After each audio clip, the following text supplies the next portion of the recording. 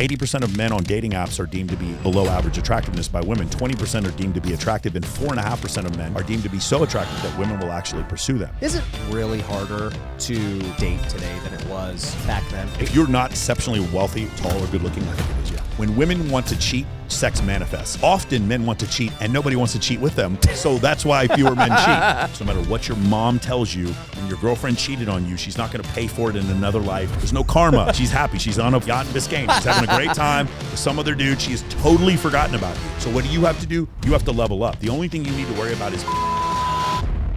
What up, Wealth Builders? Today, I got a guy who is a performance coach. He's also on the dating scene. He's got an amazing podcast that I have been on. I got Micheal Sartain. What's up, man? Hey, what's going on, man? Dude, so I just have to say, so who introduced us again? I can't remember, but you were right out there. I think it was at least a song. No, it was, hold on. It was, no, it was Sosnick, one of my good friends. Oh, yeah, Adam Sosnick. Yep, yeah. Soz.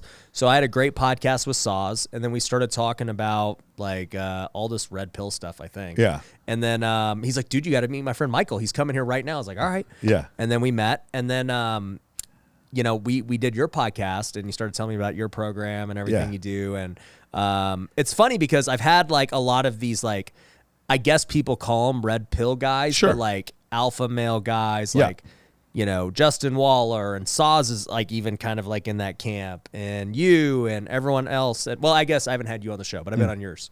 And it's like an interesting world, but it seems like everyone in that world is like, yeah, I'm trying to kind of like move away from that world. So one of the issues is this, right? If I do content and my content, it talks about how men are delusional because they are writing women on OnlyFans who are not writing them back, or they're actually messaging back and forth with some guy in the Philippines, you know, who's an account manager. If I do that and I call them delusional, it doesn't go viral and no one's offended.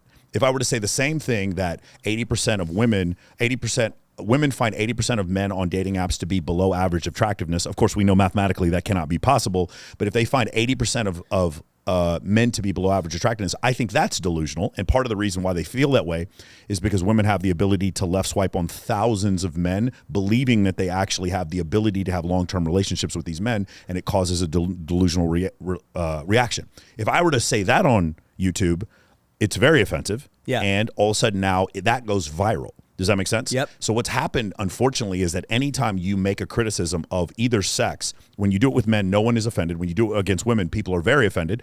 And so those people get lumped into this incel red pill community, which for the most part isn't that bad, but the people sometimes the commenters on there are very, very toxic. Yeah. And so you get lumped in with them. So a lot of people are like, I want to stay out of that whole arena, except for Rollo. Rollo, because he's the one who started it 20 years ago, he's not dodging. So I say I'm red pill adjacent. I have an obligation to the truth, and in that there's an obligation to objective truth, and in that some concepts in red pill follow evolutionary psychology practices. I agree with that. Yeah. And the funny thing is, a lot of people in the intersexual dynamics space, even guys like Alex Date Psych, or this one guy, Mac and Murphy, or even like Chris Williamson, those guys, even though they come out and say things against red pill stuff, if you were to say like 1,000 red pill beliefs and 1,000 beliefs that, like, say Mac and Murphy have, 850 of them they're going to agree on. That's the thing. It's very close. It's just what happens is there's this unnecessary misogyny, and I'll call it misogyny, that doesn't need to be as a part of this. What we need to have are objective facts, because there's a crisis as far as dating is concerned. Scott Galloway talks about this. There's another guy, Richard Reeves, who talks about this. These are academics who talk about this. When they do it, it doesn't go as viral. But when Myron says stuff about it, because of the words he uses, it comes off as so offensive. We're talking about Myron Gaines from Fresh and Fit. Yeah. It's so offensive. So this whole space, it's like, we want to educate, but it gets really toxic. But if all you do is educate, then it doesn't go viral. But if you say crazy stuff, then it does go viral. And it becomes this like catch-22 situation. And then the balance of saying the truth and getting it out there. It's similar to what you have to deal with education as far as real estate, right? Yeah. You do the really basic stuff, and what do the real estate agents do? Like, oh, that's all Ryan Pineda knows is the really basic real estate stuff. That's the criticism. But it's like, no, Ryan Pineda is speaking to an audience that's starting in real estate. That's not all he knows. He's just teaching the white belts right now. Yeah. That's what's going on. Ooh, and so white belts. You're kind of stuck in this situation where it's like, I want to talk about these advanced concepts, but I'm going to lose my audience. And so you're kind of rewarded for doing things and using images that are more salacious in order to get people's attention. And so there's this balance that you have to find. Yeah. No, it's an interesting point. It's funny because for me, obviously, yeah, like real estate's one thing I talk about, but I talk a lot about faith and family and, you know, being a conservative Christian guy. Yeah. And it's funny because the first time I had Fresh and Fit on, people were like, dude, why are you with Fresh and Fit? I was like, what do you mean? Like, well, dude, they like hate women. They, you know, do this and that. And I'm like, I don't know, dude. They seem pretty cool to me. And like, I'll hang out with anybody. It's like, it doesn't matter to me, you know, if anyone's Christian or not. I'm like, I want to talk to them and learn from them. We don't have to agree on everything. Yeah. So, you know, like, it was a great show. And then I met Justin Waller, who I mentioned. Dude, love the guy. Yes. And we talked a lot about faith and like disagreements and monogamy and other things. And then, you know, we've met and I'm like, dude, love it. Sosnick, same thing. And so my thing is at this point, I'm like, hey, I want to hear what everyone has to say about something. Yeah. If they're being successful, I want to hear how they got successful, why they believe what they believe, and I'll push back on what I maybe disagree with. Actually, yeah, I will always push back on what I disagree with. But I think like people just get in this mode of, oh, dude, association. Like, dude, you cannot be associated with that type of person. So I was told by people that you would not want to work with me because of some of the lascivious content that I have, which I don't think it's that lascivious. Bikini competitions are not lascivious. They're just attractive women. And then I saw you do Fresh and Fit, and I was like, no, I don't think he's as judgmental as you guys are making out. So that's when I reached out to you, and it worked out. Yeah. You, me, Sosnick, and Waller are moderate conservatives. We're not right-wing, outrageously, like some of the guys on YouTube that are doing really well are like far out to the right. And I'm politically moderate. I'm a moderate conservative because I was a progressive who just kept my morals from 20 years ago. And so now, because the Overton window has shifted to the left and I'm left behind, I'm just a conservative now. Does that make sense? Yeah. Like if you were a just moderately liberal person in 1999, you are a conservative now if you have those same beliefs. There's just no way that is absolutely true if you believe those things. So that's essentially what's happened in the last 20 years. Is that, you know, the Overton window continues to shift to the left and then we're left behind there. But I love having conversations with people who will, like, for instance, I have debates with Destiny sometimes. I like Destiny a lot. He's a cool guy. We're acquaintances. We're not friends. Rollo's one of my best friends, and Rollo and Destiny definitely do not get along. By the way, like half these guys I still don't even know. Destiny, I don't watch the content. Like, I don't even know who they are. Eventually you'll see Destiny will come in here. Destiny is... he is the only like really progressive guy that I see goes on everyone's show. Most of the time what you'll find is that conservative content creators like you and me will do anyone's show because we don't have any, I feel like we don't have any holes in our belief system and we don't see as anyone being beneath us, right? I say yes to everyone. I've done 500 podcasts probably in the last couple of years. I was looking at my if you guys go on my YouTube channel on interview list, it'll say 500. Now that includes red carpet stuff that I've done as well, but there's no one I won't say no to. What's found is that on the progressive side of the political aisle, a lot of them see conservative content creators as beneath them, especially if they're academics, and they won't go on their show. And would they think a guy like Jordan Peterson is like that, or so a lot of academics don't respect Jordan Peterson, even though he has a PhD in psychiatry, I believe. They see him as beneath them, and so they won't do that. And so unless you get to Joe Rogan's the exception. Everyone will do Joe Rogan. Any academic, even if they're hardcore left, will do Joe Rogan. But like Lex Friedman's another example where he's an academician and he's a little bit politically progressive, so anyone will go do his show. But what I've seen is the people on the left side of the aisle are less likely to do podcasts and discuss their ideas in an open forum, and the people on the right are always willing to do so. And so Destiny is the one exception. He's always willing to debate people on the right side of the aisle, even though he doesn't agree with what they do. And we've actually teamed up where we're on the same side of things. Like, for instance, I think Russia invading Ukraine is one of the biggest military blunders in the last 100 years. I think they're going to pay for it dearly. Once this war is over, India and China are going to destroy them economically because they're going to realize you don't have any other trading partners. And I think this is going to be a horrible, horrible mess for them. Even if they take Donbass and Crimea, I think it'll never be worth it for them. How often do you spend your time like looking into like these topics? Because for me, I'll talk about something that's going on in the world like very sparingly. Yeah. I will have to feel compelled. So like I made stuff about Israel and Palestine because I was just like, dude, I'm getting like so many Isn't it people crazy? About like asking me about this, and I'm like, I'll tell you guys what I think. And what did you say? I'm just curious. WealthCon's coming back to Vegas January 8th to the 11th. Now, if you've been to our events, you know how epic they are. We have the best time, not only with just great content, great speakers, but we have a lot of fun with the after parties and the masterminds and everything else. And number one, it's probably the best networking opportunity in the entire game. We have over 1,000 investors and entrepreneurs at each one, and this will be no different. In fact, this is gonna be my favorite WealthCon ever. We've got some amazing speakers coming, people like Tim Tebow, Thach Nguyen, Gabrielle Lyon, the list goes on. It is going to be an epic event, and I wanna see you there. So if you're interested in attending, get your tickets now because they will not last. Go to wealthcon.org and get them today. Everyone knows that my favorite way to build wealth is through real estate investing. That's the reason that I started Wealthy Investor, where we've trained thousands of students. But here's the thing.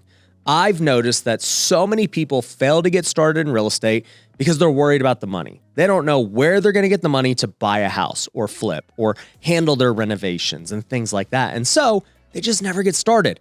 I want to change that. And that's why I created a brand new free course that goes over 5 different ways that you could buy houses without using any of your own money today. And I'm going to give you it completely for free. All you have to do is go to wealthyinvestor.com/podcast. I've made it specifically for you. The moment you go to that link, you'll be able to go get access to it and learn how you could start buying houses today without any of your own money. And if you're somebody who already has a real estate business and who wants to scale, we want to help you too. You can click the link below and book a free strategy call with our team if that's you. I made a first reel that I don't even know how many views it got now. Yeah. Maybe almost 1 million. And thinking about the hook, I came out with like a pretty strict hook. Yeah. I was like, dude, if you support Hamas, then you support Hitler. And that was the hook. For sure. And then, essentially I just went down this biblical view. I said, look, you guys think that people, just started fighting in the Middle East? Sure. Like, this isn't new. And, literally in the Old Testament, the Israelites are told to kill the Canaanites. Guess where the Canaanites are? They're in the place where Palestine is now. Yep. They are the descendants of that generation. Yeah. Yeah. And so I just talked about, dude, this has been happening for thousands and Yes. thousands of years. People are like, Israel just got that in 1948. And I'm like, you're an idiot. Yeah, well, Israelis had been living there before 1948. Yeah, I'm just like, guys, this has been happening for thousands of years. Yeah. And then so I went into the Bible and how there's this Ishmael and Isaac line and how Yes. they've descended. And I'm like, look, and I also prefaced it and I said, look, if you're going to have an opinion on any type of event or belief, you have like an underlying belief system, which you draw from. Everyone does. It's either your family and your parents and what they taught you. It's either your religion. It could just be this own belief system from your own experience. And that's like where racism starts of like, Sure. oh, I got mistreated by this guy and I don't Heuristics. like that, right? Or all women are bad because I got rejected. So like you have some underlying belief system. And I said, my underlying belief system is the Bible. That's how I've been raised. That's what I believe to be true. And I measure everything that's going on in the world against that. Yeah. And I said, you want me to tell you what I believe is happening in Israel and Palestine? Well, let's look at the Bible. Oh, weird. It talks about this conflict happening and that it will keep happening and keep happening. And I said, it will not end until Jesus returns. That's what it says. Yeah. That's what I believe. And that was it. So the issue is with that, like you said before, like a more nuanced way to describe it is like the least popular view. And that is basically, this has been, like you said, it's been going on for a long time. There's no real way for them. It's not like if you and I were to debate tax policy, right? If we did debate tax policy, there's a common ground because we both understand mathematics. In the case with Israel and Palestine, because there is a legitimate religious disagreement, and most people, I don't know this to be a fact, but I'm guessing, most people who live in Palestine do not want just the total eradication of the Israeli state. No. But the people in Hamas do, and unfortunately they're in charge. Yep. So the easy solution would be remove Hamas from being in charge of Palestine and they wouldn't have an issue. What I think the issue is that these other countries, including Egypt, were getting very cozy and friendly they're becoming a little bit more secular, and they were starting to have trade agreements with Israel. And once that happens, the conflict was about to end. This is a situation where this was Palestine's last shot of like invoking a rage on the Arab street.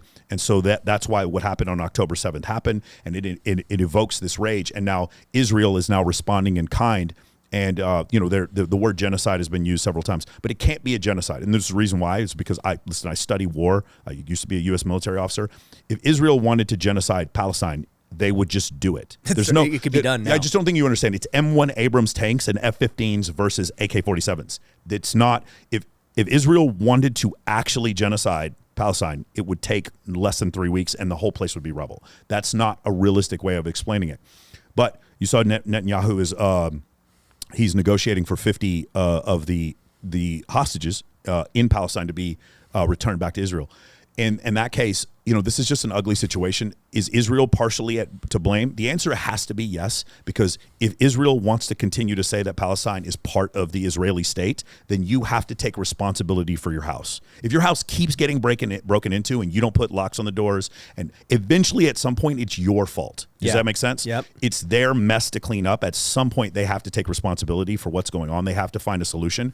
But at the same time, what happened on October 7th, anyone who stands behind that is utter and complete. That's total incomplete lunacy. Yeah. If you want a ceasefire, that's fine. But those people who are asking for a ceasefire, you see those people who went to the Capitol and they're like, ceasefire or whatever, those same people need to be calling for Hamas to be removed as the political party that is the head of state for Palestine. If you agree on both of those things, I'm in total agreement with that. Because the thing what we can't do, and as a Christian, I read the same Old Testament as you do, and I've read the same thing. And for those of you who don't know the difference between Ishmael and Abraham, Abraham is Ishmael and Isaac. Isaac is the first-born son of his wife, and Ishmael is the first-born son of his handmaid. Yep. And so because of that, that's why that's where the Islamic and Judaic faith separate right there at that point. I do read the same thing, but what you can't do is just say one side is all bad and one side is all good. There's no way you're going to tell me that everyone in Palestine is just bad and everyone in Israel is all good, or the other way around.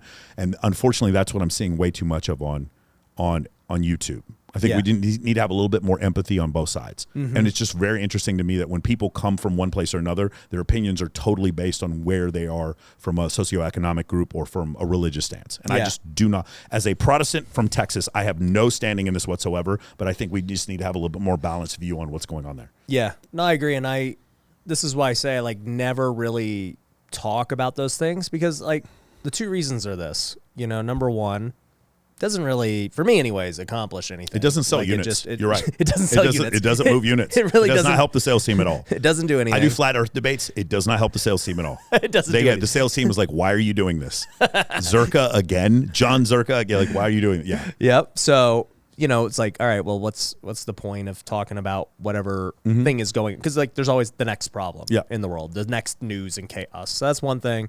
And, it's just the second thing is, even for me, just knowing that, hey, if the end result is hey, how do we get people to Jesus, which is the eternal goal? Sure. Does me talking about this in the way that I'm doing it really going to do it? It could or couldn't, but it is what it is. So I don't even bring half the stuff up because it's just whatever. Yes, but we will go viral because we had this conversation. Yeah. That's essentially that's what'll happen, because people want to hear everyone else's take on it. And the more informed you are on it and the more nuanced your take is, the less viral it goes. That's the irony. Yeah, actually, I can't poke a hole in that. Yeah. Never mind. Yeah. But if you say something outrageous that they're dude. Absolutely. Yeah. It is one of the funniest things. I had, Hermosi, he wears the thing on his nose, right? Yeah, and then there's the whole mouth tape, the whole hostage tape. I don't know if you've seen, Alex Neist came out with this thing called hostage tape where it causes you not to mouth breathe when you go to sleep. That is incredibly important to men to learn about that, and incredibly non-viral.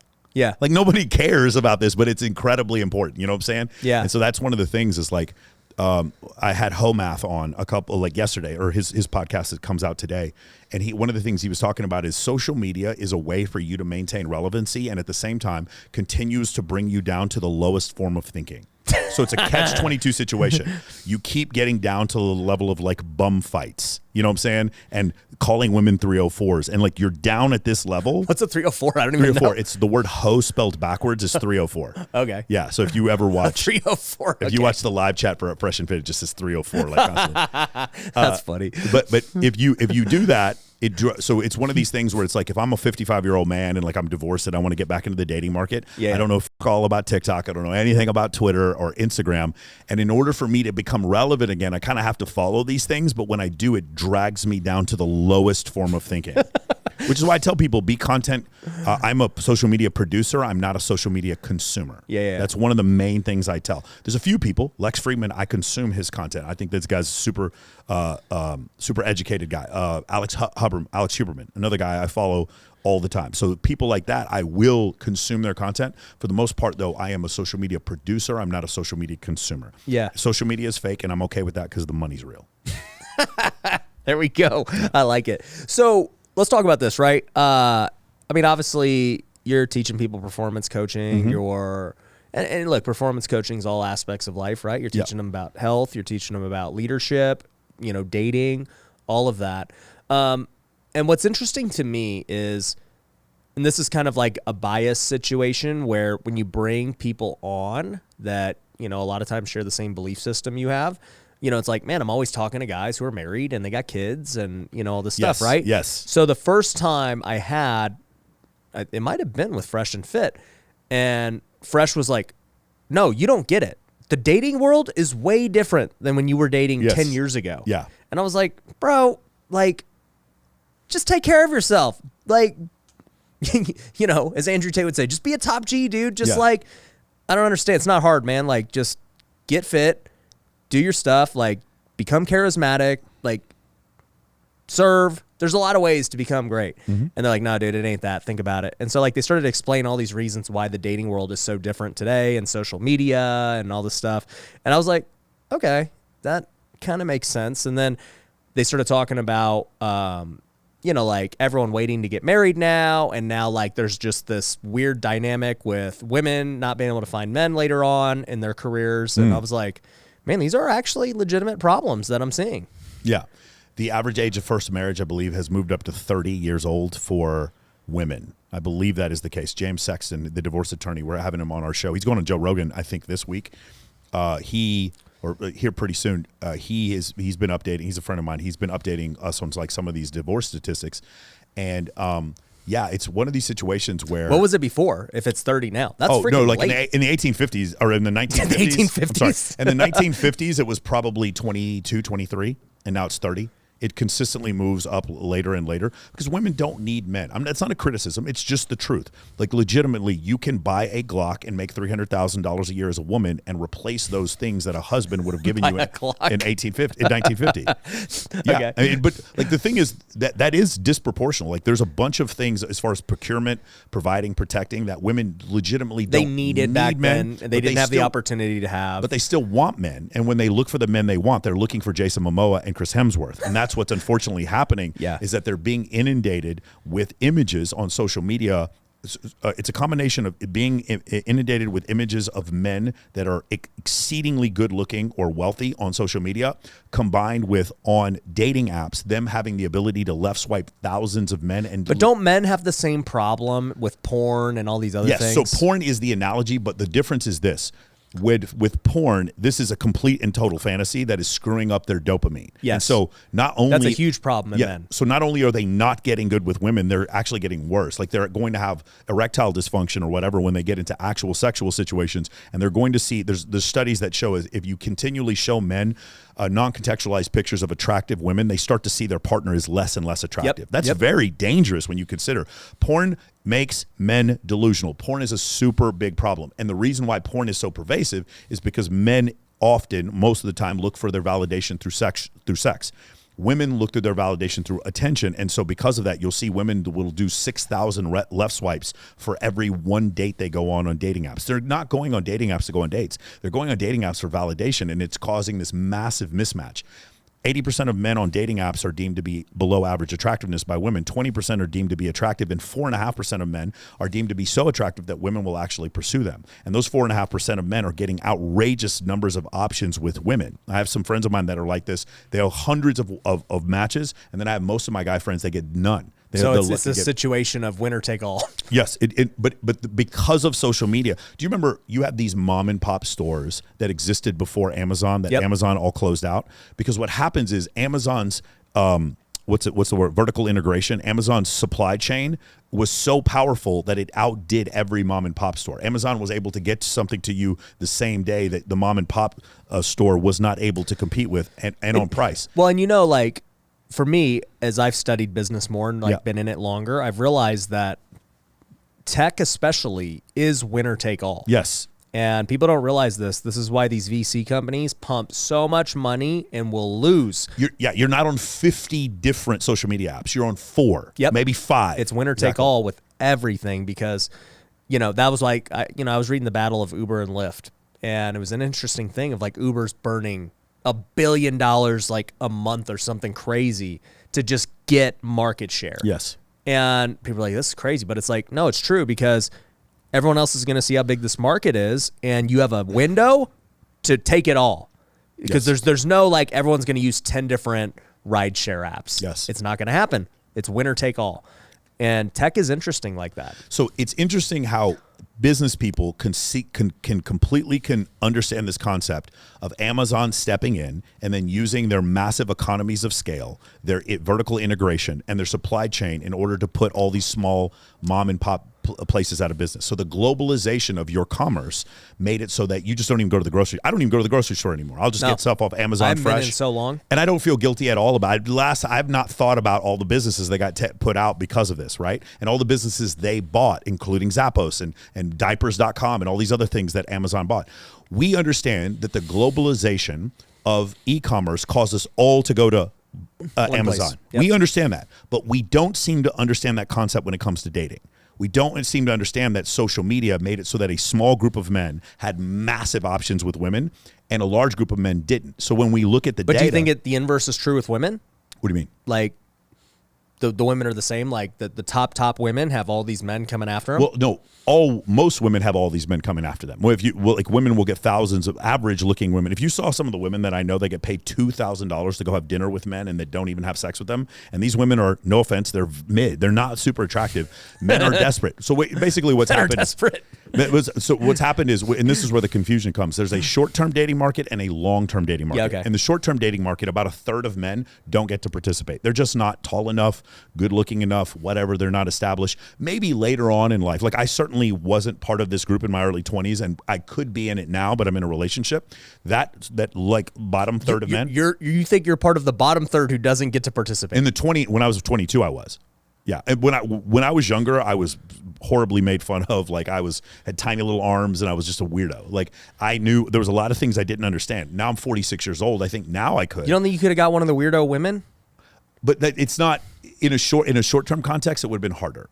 Yeah. In a long-term context, things even out. So what you'll see is the weird women will end up with the weird men. Yeah, correct. In a long-term context, it evens out a little bit more. The problem is there's a new study that came out with the GSS. I'm sure you'll like this, where women... Where do you get all these studies? Huh? All I do is read.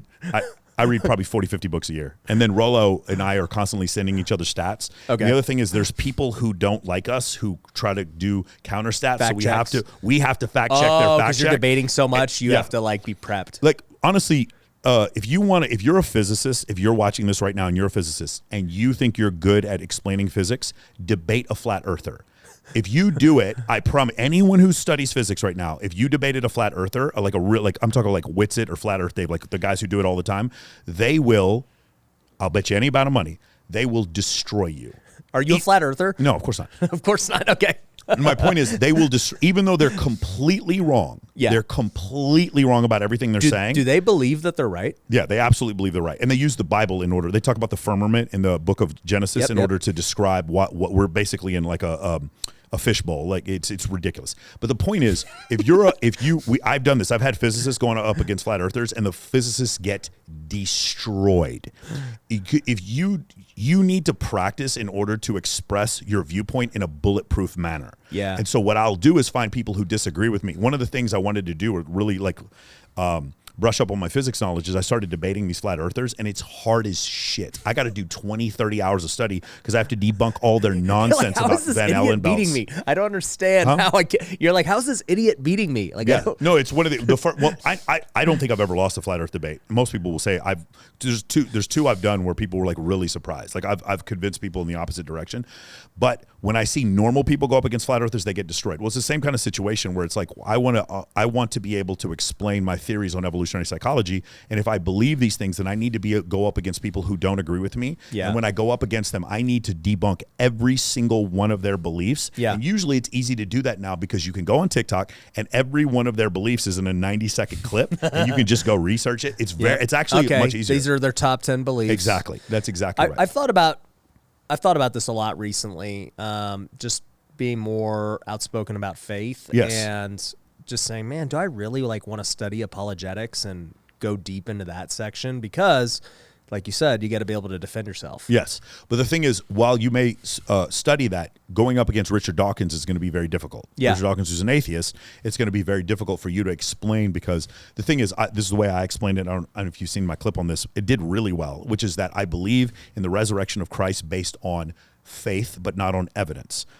Only doubting Thomas had evidence. He got to see the holes that went through Jesus. Yeah. The rest of us believe because we read it in a book and we believe on faith. For me, it's a pretty big piece of evidence. There's 1.2 billion Christians on the planet. That's a pretty big piece of evidence. But there were hundreds of people who watched him die at Calvary and hundreds of people who watched him after the resurrection. Yeah. To me, those people then spread their word and believed what they believed. To me, that is me believing in Jesus on faith. I do not believe in a literal interpretation of the Old Testament. Like I don't believe God came down and says, you know those Jezebites, kill them all and take all their virgins. I don't think God did that. I think what happened is they killed all the Jezebites and then they took their virgins and then afterwards wrote in a book, hey, this is what God told us to do. So for me, I have a belief based on faith in the New Testament, and I believe the Old Testament is somewhat of an interpretation of what people believe. Like, for instance, when it says go forth and multiply in the book of Genesis, the term billion did not exist in the Aramaic they were writing in. Like, no one had conceived of 8 billion people living on the planet. So I think some of it is a bit of a mismatch.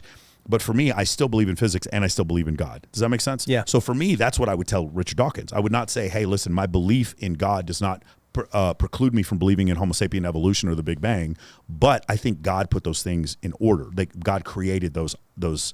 God put the 4 fundamental forces in the universe, and God created natural selection. Does that make sense? Mm-hmm. That's how I would do it. But if you have a debate with a scientist, you guys are going to find any common ground, and so there won't really be a debate. I believe because of faith, and he believes because of science, and there's just no way to cross. Does that make sense? Yeah. No, that makes sense. So back to the dating scene, you said a third of men are just like, there's short term, there's long term. Yeah, and short term, or what you would say is an unfamiliar scenario. There's what'll happen is there's a few guys who do incredibly well with women, and then a lot that don't. So the trick is to get women from an unfamiliar scenario into a familiar scenario. In which case, now you can let her know that you're funny. You can let her know that you have social alignments. You can let her know that you're charismatic. She can see that you have a deep voice. She can actually look at your autonomic responses. Like when you talk to a really beautiful woman, do your eyes get big? Does your voice go up an octave? Do your palms start sweating? Do you become very fidgety? If you do these things, she can tell, okay, I'm probably the hottest girl he's ever seen, or the hottest girl he could ever be with. That's why he's acting nervous. And then if you're a guy, if you've seen a guy who's been with like lots of women, when he goes up and talks to a pretty girl, he never looks at her boobs. He's like, yeah, what up? He might call her bro and give her a fist bump. Like he's totally unaffected by her physical attractiveness. And then women find him more attractive. So that's one of the cues that happens. And in the short-term dating market, what happens is a lot of these guys, they don't do that. They're at the bottom. They don't have any social calibration whatsoever. Obviously, autism is far more pervasive in men than it is in women. And so because of that, you just see this like bottom third of men that cannot be charismatic. They cannot be funny. They're just not tall enough. They just don't have the facial symmetry. They're just not handsome. And so for those guys, they're having a hard time. But the study that I meant to bring up to you before is the GSS does this study where they looked at the average number of sexual partners for women that cheated in a relationship and the average number of sexual partners for women that did not cheat. So before marriage. So they did this survey, and I would have a group of 10 girls there, and I would say, do you think that body count matters as far as cheating in a relationship? And of course, all the women are going to say no. Of course it doesn't matter. I can sleep with 50 guys before I'm married. I would never cheat on my husband. And I'm like, so if I did a survey with 7,000 women, what I should find is the women who cheated should have the same previous number of sexual partners as the women who don't cheat, right? Is that what I should find? Yeah. And if it was 10% more, that would be A little variance. A little variance. If it was 50% more, that would be pretty significant. Yeah. It is 230% more. The women who cheat in relationships have had 230% more sexual partners than women who didn't. That is statistically significant and incredibly offensive, Ryan. If you think about that, if you explain that concept to women, that is horribly offensive. What do you mean? There's actual data that shows that you can't turn a hoe into a housewife? Actual data that shows that? That's horribly offensive. You shouldn't be posting that stuff, Michael. Who hurt you? You're promoting incel culture and hatred towards women. No, I'm not. What I'm doing is telling women that I'm close to maybe having a massive body count before you get married is a bad idea. Yeah. I mean, but like even just without the data, it's just common sense. Too. For sure. But if you say that, Ryan, though, if you say that it's common sense, they're going to be like, look at this misogynist. No, I don't really care what they say, but it is common sense. Yes. But for me, now I can speak to the other side because you're not arguing with me anymore. You're arguing with the general survey study. You're arguing with the GSS now. That's the problem. You're arguing with the U.S. Census data. Well, I think what happens is it's not even like I'm saying it's common sense, but right, there's always the study is taking an average of it. Any study, right, is taking the average. And so within an average, there's always people who that's not true for. There's people who it's like extremely true for. And so like, you know, you're going to have everyone only thinking from their subjective point of view of like, yeah, I would have been one of those people that wouldn't have, or, you know, yeah, I could see. No, but I'll talk to women who've been with 50 guys, literally were in a marriage, telling me this wasn't true, and they cheated on their husband at the same time. They think like they're. Well, yeah, I mean, people are delusional. That's just, you know. Sadia Khan, she has this one clip that went viral, which basically she was talking to Lewis Howell, and she says, "I believe that women cheat more than men, but women don't admit that it's cheating." They're like, when a woman cheats, it's like, no, he wasn't validating me, so it's not cheating. Yeah. I don't know if that's true, but I'm like, it's something that I'm looking into the research. The research right now states well, that was men cheat more than actually, women. by the way, that line of thinking was my point about back to the Israel-Palestine thing of why I said, if you like Hamas, then you probably like Hitler, because Hitler's justification for the Jews was that, hey, we're oppressed. Germany has gone through this 10-year cycle. Yes. You know, we can do whatever we want. And all the German people are like, yeah, I'm tired of this. Like, they've treated us like crap. Let's roll. Right now, not every German believed in it, but they believed in it enough to elect Hitler. Like, one of the things that I've had a huge, because I've actually debated some white supremacists also on this concept, this idea that Hitler had rebuilt Germany's economy and then he was man of the year for Time, which is still madness when you consider, if you guys go look it up, Time man of the year in 1938 or 39 was Adolf Hitler. Just fucking madness. Like literally the September of that year he invades Poland. Just madness when you consider this. They burned down the Reichstag. Just imagine if we had a political figure in this country right now who had, well, actually there is somebody, SBF. Which is this? The Sam Bankman-Fried. Oh yeah, of course. Yeah, he was on I think he was on Time too. Yeah, exactly. Time does it good, dude. Yeah. They can pick winners. So anyway, so he does this thing, and then he rebuilds their economy by starting to manufacture all these weapons in order to start a war. That's cheating. And not only is he doing that, he's doing it using money that he's borrowing from other European countries. I'm sorry, bro. Yeah. I don't give Adolf Hitler any credit for rebuilding the German economy. Yeah. He did it. It's basically by saying you got big by taking steroids. I'm not giving you credit for that. He's using other people's money, and he's doing it for nefarious reasons in order to launch an attack on France. But then people say, well, the U.S. does the same thing. You know, when we want to stimulate economy, we'll go have a war. We're the biggest, you know, dealer or buyer of weapons. And for sure. But it's still, it's $800 billion, and our GDP is 23 trillion. Yeah. So it's not quite the same portion. And also we're the financial capital of the world. Yeah. So our just fixed equities alone trumps whatever military spending is. So I don't think it definitely is accurate that we do create a lot, but we also sell those arms to other countries. Yeah. Every country in the world. We have but like if we look back into World War I or II, like that's what got us out of the Great Depression was war. Yeah, for sure. Definitely that helped a lot. A manufacturing economy is probably what helped a lot in that type of situation. Anyway, the point I was trying to make is Adolf Hitler did this thing where it was like the Jews are dumb and they're taking over your banking economy. Like, how can it be both? It can't be both. Yeah. Do you understand what I'm saying? Yeah. And the thing is, what would happen is I am totally for those two sides negotiating, but they have to both negotiate in good faith. Basically, I can't say, hey, man, let me find a good way for us to exit this deal. And your response is, I agree with you, except you need to die. Like do you understand what I'm saying? Yep. Like, I've negotiated with people in bad faith. Well, who they're negotiating in bad faith. Yes. And I'm like, this is never going to get done. Like, you're not even, like, you don't get it. If I'm Netanyahu and I'm negotiating with Hamas, then there has to be, you have to go, hey, Hamas, what would make you happy in this deal? If the response is the complete destruction of the Israeli state, what's the next step for us? Like, where do we go from there? Yeah. And if you read the charter of Hamas from 1988, it literally says the destruction of the Israeli state. Yeah. How do you negotiate with them? Please, someone stop me. Tell me where I'm wrong here. Andrew Tate went on Piers Morgan 2 days ago, and he goes, and he's, obviously very pro-Palestine. And the stuff he's saying isn't wrong, but he's just talking about one side of it. There's an issue that's going on here, but the problem is you have to have two sides that can debate in good faith, and in this case, they cannot. That's it. And the other thing is that's really problematic is you can't debate in good faith when it's emotion based. Well, but again, what is the emotion? The emotion is I believe in Ishmael and you believe in Jacob. That's the difference. And because we believe in these two different things, we can't find a common ground. Your belief in Ishmael, for those of you who don't understand, we're talking about the formation of Islam versus Judaism. If you believe in that and the only way is, it says in your book that the infidel must be crushed, then how are we supposed to be able to come to some kind of agreement? Yeah, and I said this before too. It's like, look, the Bible says what it says. The Quran says what it says. That's what it says. That's what the Quran says, Granted, in the Bible, like, the Jews were told to kill certain people at certain times. But in the New Testament, it went away. Yes. And so it's like, we as Christians don't believe that at all, right? But that's still in the Quran.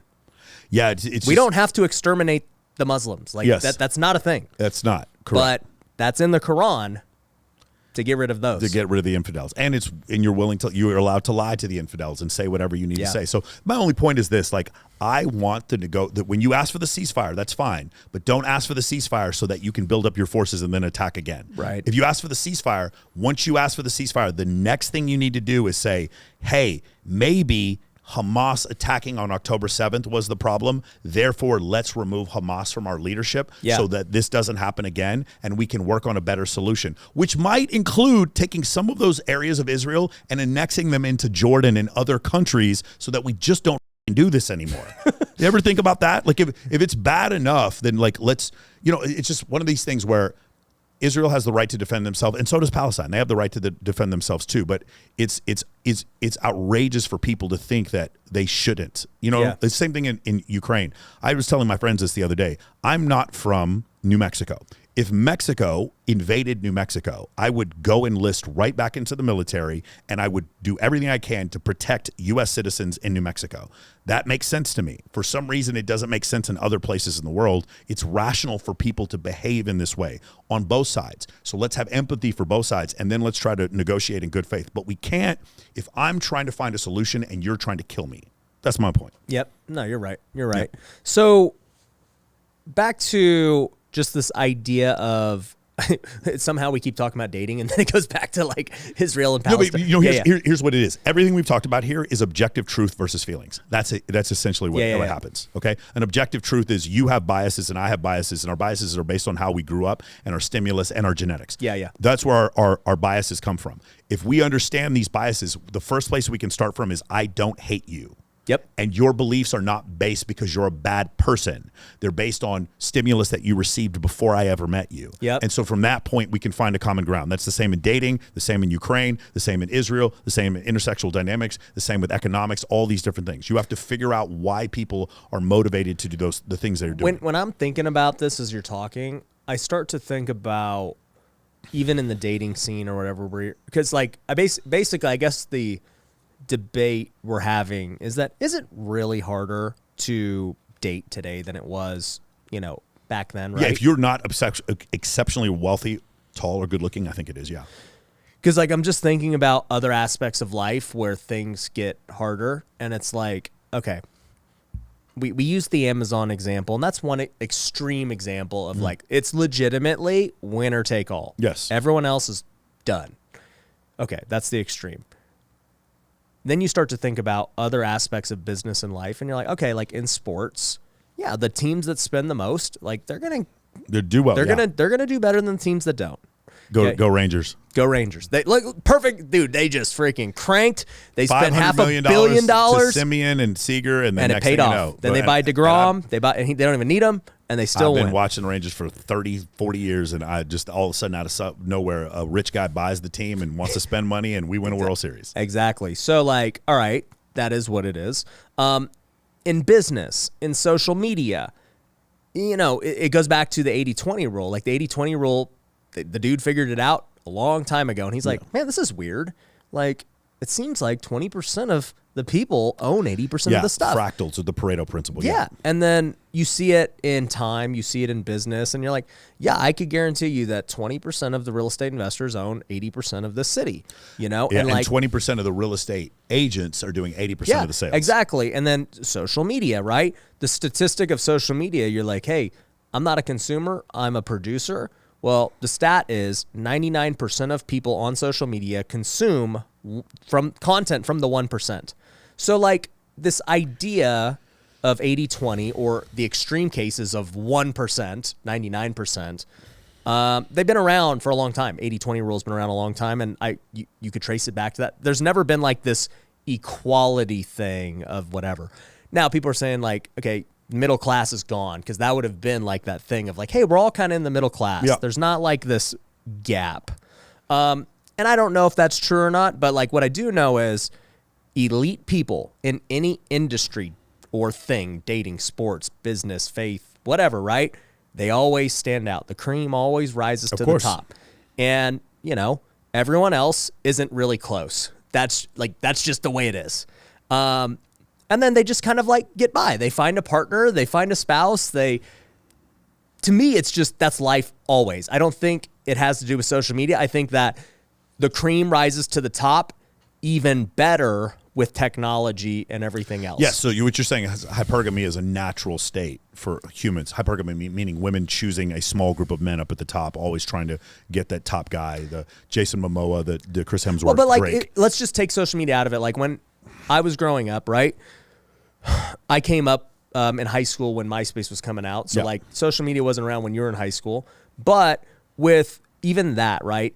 In the local high school level, there's hierarchy. Yes, of course. You know, there's the jocks, there's the guys. Yeah, quarterback of the football team dating the head cheerleader. Yeah, and then cheating on her with a couple other girls. Like the nerds, they're out of it, right? So like social media didn't cause that. That was always there. Right, for sure. So we'd call that hypergamy. That's the term where that comes from, the 80-20 rule when it comes to dating in a short-term context.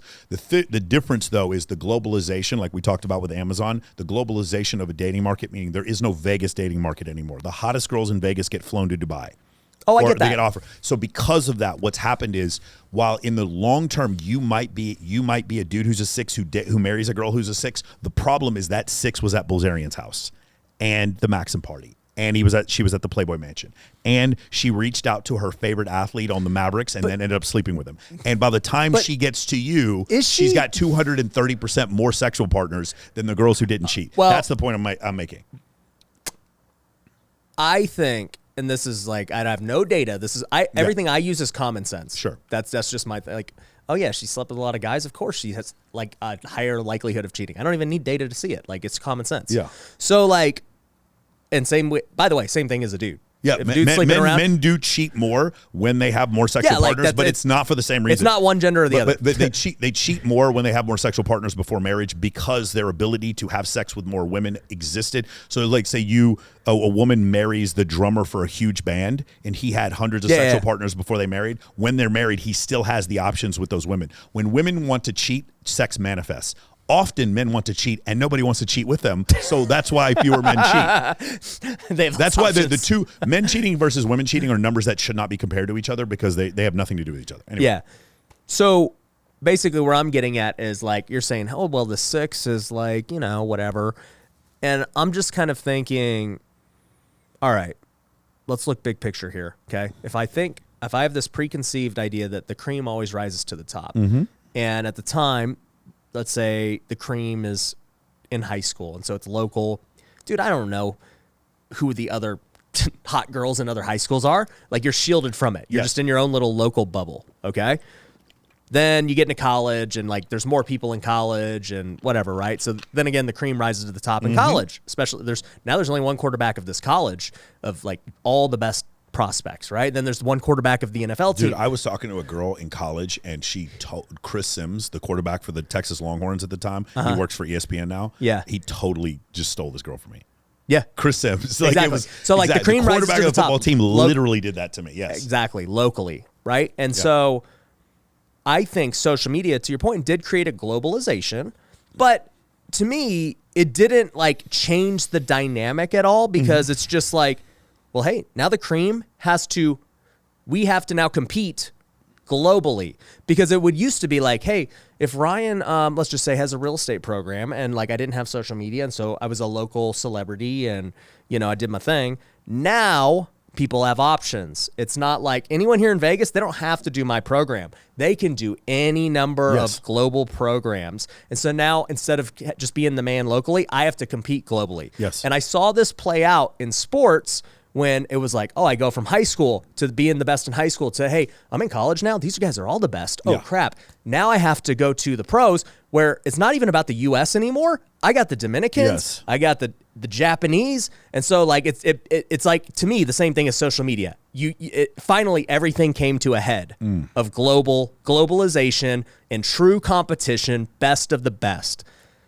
And so now I'm like, well, dude, if somebody's truly a 6, not even talking about dating, but just like a level 6 person in whatever thing you're doing, if they have to go compete now globally, well, yeah, they're going to get crushed. Yes. Because especially in a short-term, unfamiliar sense. yeah, they're getting crushed. Yep. And the people who are 8s, 9s, and 10s, I mean, dude, they still have a way tougher time now. They have a tougher time, and I'm telling you, it's not going to be 8s, 9s, and 10s for long. It's just going to be 9s and 10s. Then it's just going to be 10s. I agree. Yeah. And that's like what, it happened. But basically, all the other people still exist. It's just like to stand out becomes harder and harder and harder because of globalization. Andrew Tate exists and became popular because that bottom third of men were not being heard by anyone, including academia. And you guys, if you don't agree with me, go listen to Richard Reeves on my podcast. He said Andrew Tate was because us in academia were not willing to have a conversation about the men being left behind. But I think those people were always left behind. That's my point. I think if you were in the bottom third of men, social media did not change anything. You were always struggling. I think in the 1950s, you would talk to a girl who lived across the street from you. You would probably marry someone who was around your same socioeconomic class. You guys would have kids together. There was a lower divorce rate. No, I think the lack of options caused the short-term dating market to be way, like guys who would be in the bottom third or the bottom quartile of men at least got married. I think that was a difference. Now it's like, I believe for women, it's 6 in every 1,000 women are getting married now. It's crazy low numbers of marriage that are going on. But then I would bring up the other point of, okay, is this actually like a social media? Because we're basically saying social media is the big reason why, like. Yeah, we have numbers. There's one data that shows the number of the men with zero sexual partners going up to like 2008. At 2008, I believe it's like, I want to say 14 or 16% of men have had zero sexual partners in the last year, and that climbs up to 28% in 2018. What happened in 2008? The Facebook app on the iPhone. What happened all the way, and then that's when all the dating apps came. Okay. And what it did was it caused a small group of men to get all these options and a large group of men to get none.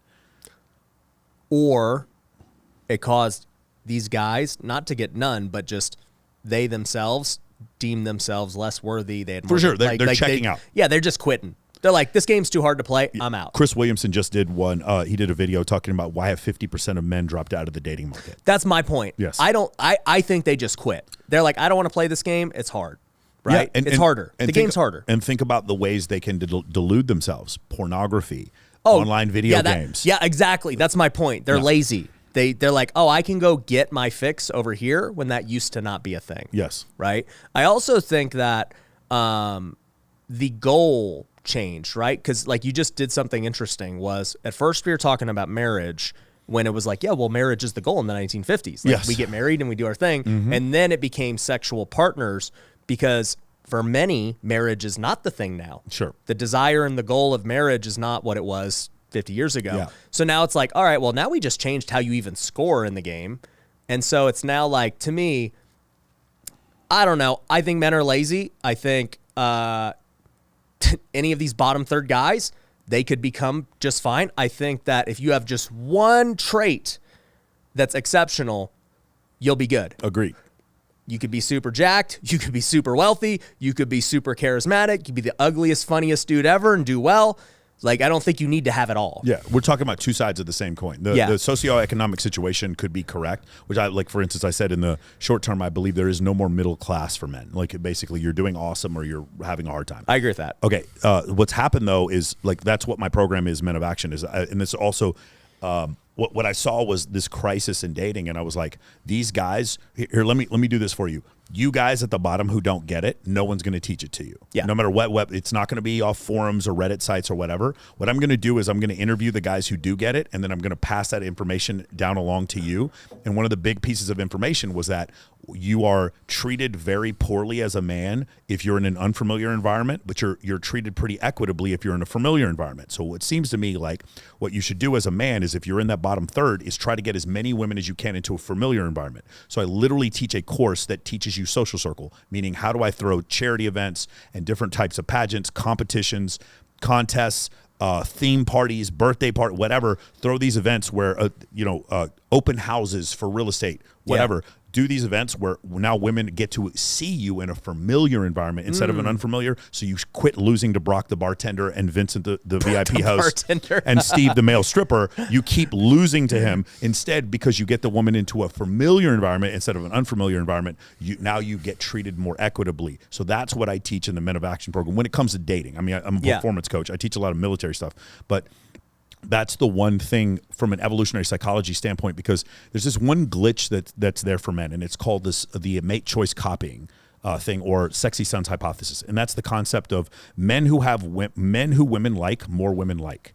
Meaning there's several situations where if you're a guy and you're seen to be attractive by several women, then even more women want to date you. And they not only do they show this with Homo sapiens, they do it with other forms of animals. So they'll take geese and they'll actually put stuffed animal geese next to the male ones, and more females want to breed with that male because they see the it's like having compliance. Followers. It's just having followers gets you more followers. The herd mentality. Correct. A guy who has 1 million followers, for him to get 10,000 new followers is not that big of a deal. Whereas a guy with 10,000 to get another 10,000 is huge. Yeah. So as you have more, you will get more. Same thing with 50 Cent. He talked about, when I had no money, nobody wanted to loan me shit. When I had my first $1 million in the bank, I showed it to a bank. They wanted to loan me $3 million right after I did that. Right. It's the same. It's the same situation here. So that's one of the things the rich that I get noticed richer. for sure. So one thing I started explaining to my guys is, like, the crazy thing will happen is I can't make you taller. I can help you get in better shape. I can't change your facial structure, the color of your eyes, or what ethnicity you are. But what I can do is to show images on a regular basis on social media of you getting compliance from women and attractive women following you, even if you're not sleeping with them. And when you do that, magically, you're going to notice that a lot more women are going to stop flaking on you, and a lot more women are want to go on dates with you. And every one of my guys have tried it, and every one of them have told me that it works. Some of them take it too far. How many men are like having just hot girls follow them, and like the girls are looking at their like that? I have 700 clients right now, active clients, and that one's interesting. The vast majority of them will say that it happens. Well, by the way, it's not a conscious thing. What'll happen is a girl will have several hundred men to choose from, and then she'll see this one guy's Instagram, and she'll be like, wait, this girl's really hot, and I follow her, and she follows this guy, and this girl's really hot, and she follows, and they might even go into followers, and they'll go into that thing called mutual. That little button, that little tab that says mutual friends on Instagram is a cheat code. How do you get these guys to get hot girls to follow them? You throw events where there's a couple things. You would throw events where you would invite these girls, so it'd be Maxim Party, Teatro Party, like different events like that, and you would invite them to these events. And I teach completely from start to finish how guys are able to do this, and also by putting constantly putting very relevant, competent, entertaining stuff on your social media. But even before, they're building their personal brand. For sure. Building a personal brand. If you're watching this show, my guess is you're probably an entrepreneur who's trying to grow your business. And for me, the best thing I ever did to grow my business was build my personal brand on social media. It's allowed me to get more revenue. It's allowed me to raise more capital, and it's allowed me to hire better talent. And if you are not currently creating content for your brand, you're missing out, and your competition is. So If you want to learn to grow, my advice is to create a podcast. Now, there's a lot that goes into building a podcast and why I believe it's the best way. So I've actually created a free training that I want you to go check out. If you go to pinedamedia.com/podcast, you can go access the free training right now and see how a podcast is going to be the best decision to grow your personal brand today. So go check it out by clicking the link below, and I'll see you in the training. Like memes, like funny memes, and you'll have like super hot girls sending you like laughing emojis. If you do that enough times and then she starts following you, or you make a funny video with you guys, right now, I'll give you a glitch. Go up to the most beautiful woman you've ever seen walking through Beverly Hills, walk up to her and be like, hey, will you make a funny TikTok with me? I don't care who you are. She will probably say yes. Mm-hmm. It's one of the weirdest things in the world because women want attention like men want sex. And so when you use that attention economy to leverage in order to get more women to be in your ecosystem, what happens is now you're the guy who shows up to a party with 10 girls. And now, even though you may have nothing but platonic friendships with those 10 girls, the girls who are at the party are like, who the is this guy who just walked in with 10 girls? Not only that, every real estate agent, accountant, politician, or whatever is like, who is this guy who just walked into my party with 10 girls? And they give, dude, if you never met me and I showed up to like an open house or one of your events, if I showed up to WealthCon and it was me with 12 beautiful women behind me. Like, what is going on with this guy? I absolutely did that to Ty Lopez one time. I showed up to one of his speeches with like 12 beautiful girls. But as soon as he got done, he wasn't trying to do no Q&A. He came over like, hey, what's going on, brother? What's happening here? It's just it's a cheat code. So having beautiful women in your life, being a married man, a single man, in any situation, it just makes things better. And this is another thing I'll tell my guys. Ratio is very important. When you go to most self-help conferences, it's 99% men. Yep. It is. What I do is my events, all I tell guys is try to get the ratio even. And so if I have several different things to choose from and you're like, yeah, whenever I go to Micheal Sartain's events, there's just like pretty girls there. It's like, I'm not trying to date them, but I just enjoy that there's hot women at all of his events. It's this weird thing that happens psychologically where it's this cheat code. I'll give you a best example. You know, the Hamptons, every summer there's these parties with billionaires that are out there, right? Mm-hmm. Every summer they do that.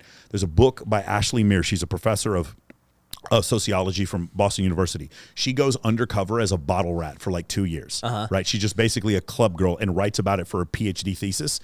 She does it, and one of the things she expresses is that the men who went from party to party in the Hamptons, where these are the highest net worth individuals maybe in the entire country, he said that there was one thing that got you into every party. What do you think that was? Having hot girls? Having hot girls. Wow. You even remember that one guy bringing because money doesn't matter. Yes. That one guy bringing the hot girl to Jordan Belfort's party. That's how he meets his wife. Remember that? He's having a party in the Hamptons, and that's where he meets his wife. That type of situation is like having hot girls gives you access. Having hot girls. When you said that, it made me think of a different Leonardo DiCaprio movie, Catch Me If You Can. Yeah. Where he walks into the airport as the pilot, and he's got like 10 stewardess with him. He's just like walking through. Everyone's like, what is going on with this guy? Yeah. So funny. It is one of the weirdest things. And by the way, at no point have I mentioned about dating or this being sexual in any way whatsoever. For whatever reason. It's a status thing. It is just a status thing. It absolutely is.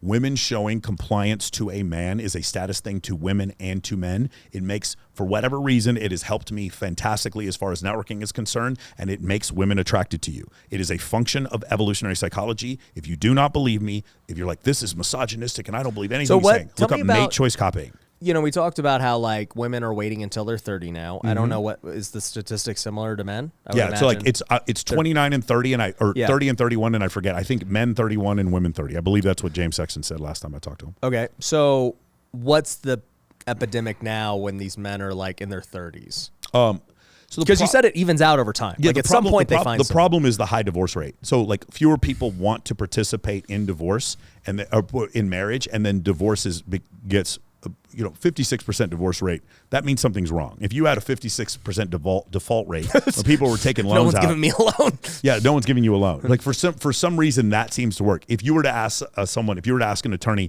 what is the single biggest financial agreement me as a man am going to get into in my entire life? Marriage. Is it my house or my car? It is your marriage. Yep. And yet you are far more informed on the financial details of your car and your house than you are in your marriage. In your marriage, you will get married with no education, no prenup, no nothing. And I recommend people go speak to a divorce attorney before they get married so that it helps them stay married. I also think this is going to be really controversial. Most people get married broke though, so it does sure. like a prenup ain't. Yeah, a lot of people do. Yeah. But here's another thing. I will say this. I think prenups will help marriages stay together in a lot of cases. Very similar to how you'll see in neighborhoods where people have fences and there's like dual gun ownership, that you have the lowest level of crime because people like, no one's going to rob us. It's like we have boundaries. I think when people have boundaries, like they understand the boundaries of the world. You have boundaries. Your wife doesn't cheat on you. You don't cheat on your wife. That is a boundary. No matter what people say, you have boundaries in your relationship. Oh, we for sure do. If your wife's like, hey, I just wanted to let you know, assalamu alaikum, I've converted to Islam. This is a problem, honey. We got to deal with this. That's a boundary. Having those boundaries helps a relationship. Having it like where there is no incentive for someone to break out of the relationship through a prenup, the prenup should de-incentivize both parties from divorcing. Or the prenup should de-incentivize both parties from cheating. If you do that, I think that can actually help the situation. And so that's where there's a problem. It's like men are now getting married at 30 and they're getting married to women who don't really want them, who are like settling. Sheryl Sandberg, she had the quote is like, hey, when you're young, date them all, date the hot guy and the fun guy. But when you're older, date the guy who thinks that taking out the trash is sexy or whatever. And it's like, bro, I'm supposed to wait while you run through all these dudes. And then when I'm 30, I'm going to settle down with you after you've been through all these, after you've rocked the bartender. I'm like, I'm not going to fucking wait. That's crazy. And so the thing is, if you believe men should wait, then there is no crisis. But the divorce rate is skyrocketing. Do you know, is there a divorce rate statistic for if you get married in your 20s versus 30s for the first time? Yes, so it's higher divorce rate between 20 and 25. It lowers between 25 and 32, and then after 32, it goes back up. Interesting. Yeah, and it's not a huge. It's not like it just doesn't matter. Divorce in general is pretty prevalent with all marriages, but there's another interesting statistic. This is one that really pisses people off. So there's a 56% divorce rate, and 80% of divorces are initiated by women. So 80%? 80%. So 70 to 80%. Whenever I talk to women about this, their obvious next reaction is, well, of course, because it's the men's fault. The men do this, the men do that, the men do whatever. And I'm like, okay, what if we ran an experiment where we controlled for men? So a way to do that would be to look at same-sex couples, gay men and lesbian women. What is their divorce rate? So what should happen is, if it's men's fault, is that homosexual men should get divorced at a higher rate than lesbian women. And the opposite is true. Lesbians get divorced at twice the rate that homosexual men do. So when women don't even have men to blame, they are leaving marriages faster than men are. That shows that there is an issue. Where does that issue come from? I personally believe it is stimulus, that it comes from the incredible amount of options that women believe they have from social media and from dating apps. Do you think that, my opinion would be, women are more emotional than men? Sure. And when you're emotional, you make emotional decisions? Yes. You also make things up. You also like you looked over at a car and there was a girl standing by it, and your wife's like, "Why are you looking at that girl?" And you're like, "I wasn't." It's like, "Why are you lying to me?" I was like, "I'm not lying to you. I wasn't even looking at her." That kind of thing, where it's just made up, that may be more prevalent in lesbian relationships than in homosexual relationships, which is part of the reason why. That's just theory why that's happened. I've definitely been in relationships before where a woman feels something and now she starts attributing my theory would be to just me. Emotions. Like I just think for sure you just make spur of the moment decisions when you're emotional. Right, but what you wouldn't see though then is a decline in marriage and then a 56% divorce rate. If that was something that the problem is, there's issues that always happen, but then when social media came out, these issues got exacerbated, and the exacerbation is because of the social media. That's the point. And I agree with you. I think that part has gone up because of discontent of thinking like, this is what the ideal life is. I see this guy or this girl and, everything looks perfect on social media and my life's not like, so it's social media has made comparing, this thing that now is causing more, dissatisfaction with your life when it's just. In general, there's more dissatisfaction. Yes, of course. Yeah. Because we don't have gratitude, because we don't live in a survival scenario anymore. You have gratitude because, I saw your sales team is right next to your office. I do the same thing. One of my sales guys lives with me. Right? Yep. My next door neighbor, 2 more sales guys live over there. Yep. I'm so grateful that I'm changing their lives too. And I'm so grateful when guys come back to me and like, hey man, you've changed my life. You've really helped me a lot.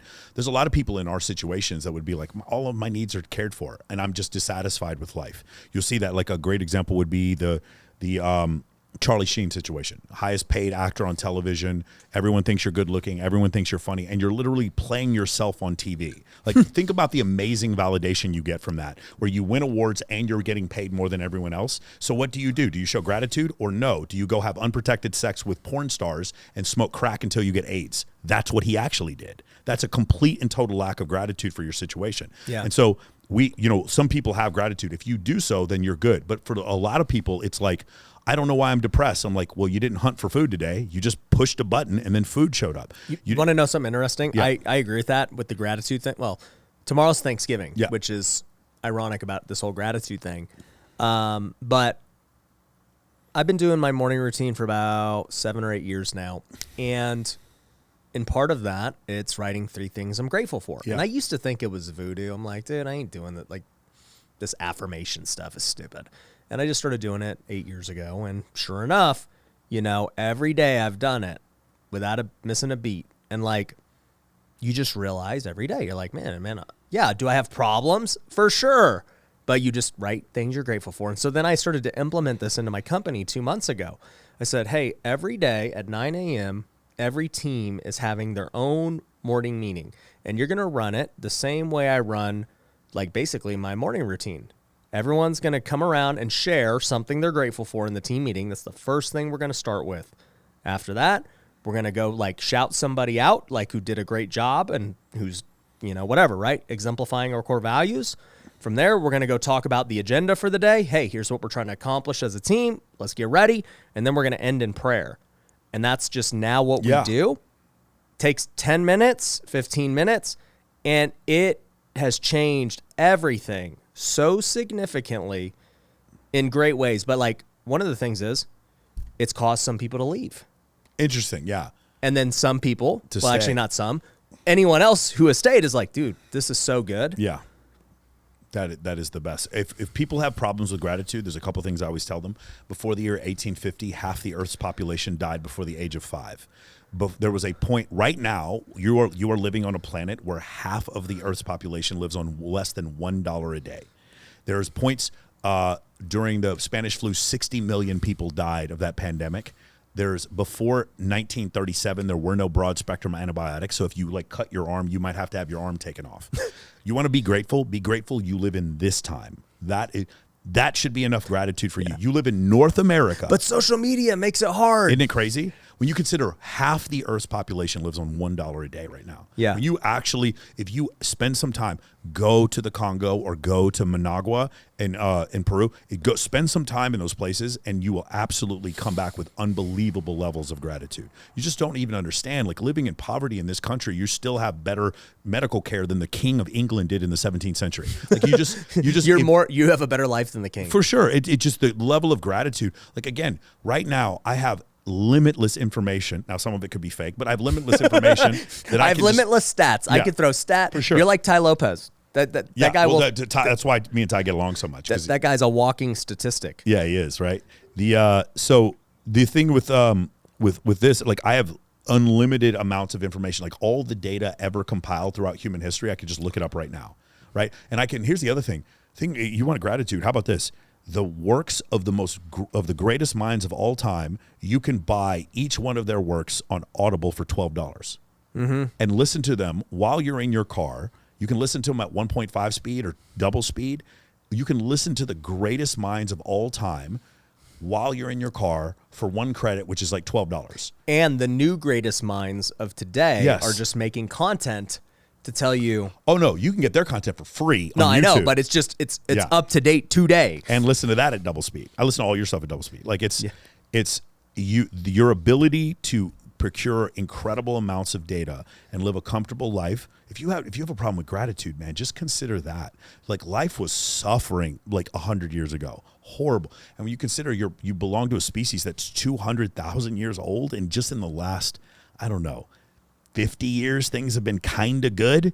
The concept that you even have the freedom. And here's the other thing. Consider this. You and I, if we were talking to a young kid, 20, 22 years old, and you're like, what can I do to become wealthy? Think of all the options we could give him. Think of all the different ways he could make money and live an incredible lifestyle. Like, think of all the Now, think about the same kid grows up in Des Moines in 1921. What the is he going to do? He's going to be a farmer. That's it. That's all he's got. Yeah. Bro, the problem that happens is if you really consider all the incredible ways you have to succeed right now, you'll be incredibly grateful. But if all you do is look at the Lamborghini you don't own on Instagram, you're not going to be grateful. Yep. You're going to feel horrible. It's going to make you feel terrible. I think it all just goes back to, as humans, we are always going to find whatever the problem is with like the great thing, right? Because to your point, the guy in Iowa, he's being a farmer. Yeah. That's it, right? Now, you would think that that's a negative thing, but the pro to that is this dude don't have to like wrestle with decision. Like he's going to be a farmer. Yes. He knows his path and he's going to do it. Probably happier. Yeah. And today, people are like, well, dude, Ryan, you said I should do real estate. This guy says I trade stocks. This guy says I should create a personal brand. And like, they're all super confused. That is the number one thing I see with these young entrepreneurs is they are so confused on what path to take because they see all these paths. Yes. And then guess what? They try to take one path. And the problem is, guess what? You don't get instant success. Yes. You have to like stay with the path. And so they don't have instant success. And they're like, well, dude, he had instant success. The path is wrong. Real estate can't be it. Do you remember points building this business you have where you experienced explosive growth and just like this was so exciting? And you kind of can't go back and ever experience that again? Like firsts. Do you understand what I'm saying? Yep. First time you hit 7 figures. Yeah. First time you hit 8. Those first, you can't go back. Isn't it like if you think of somebody who's going on that journey who's like 10 years behind you, like I'm actually jealous for those people. I'm like, man, I wish I could go back and do those things. It's like again. seeing a movie for the first time. Bro, and I wish I could go back and like I wish I could forget Moby Dick and Catch 22 and some of my favorite novels of all time. I wish I could unremember all of Game of Thrones so I could reread the whole thing again for the first time, right? But those guys get to go through that journey. So for you and me looking at those guys like, man, sky's the limit. When people know what we know, but they're 21 years old, I'm so jealous of them, man. They have so much that they're going to do, so many mistakes they're not going to make that we made. And so when I look at that, I'm like, the journey, you should have gratitude for the journey. And these people don't. They're like, well, I tried this one thing and it didn't work. Like, wasn't that awesome? You got to fail faster. That's so great. Like for me, I look at the journey that I'm on and I'm just so grateful for the journey that I get to go on the way to success. When you look at it like that, you just realize that it's a function of perspective. I was gonna say that. Yeah, it's a function. So if you ever met, so I grew up in Texas. Gratitude is all based on perspective. I grew up in Texas, and I would meet these families, and clearly they were illegal immigrants living in the country. Children were born in the U.S., so they would like go to high school with me, and I meet their parents, and their parents were illegal, and they were so much happier than my rich friends.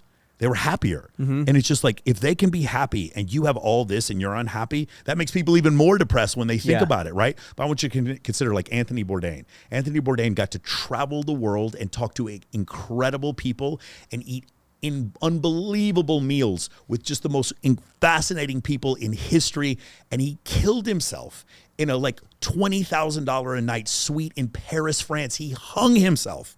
When you consider like how incredibly awesome Anthony Bourdain's life was, for him to take his own life, you understand that gratitude and happiness is simply a function of perspective. It's one of the main modules we teach in my course is this whole thing. And then from there, you can have gratitude and still be ambitious.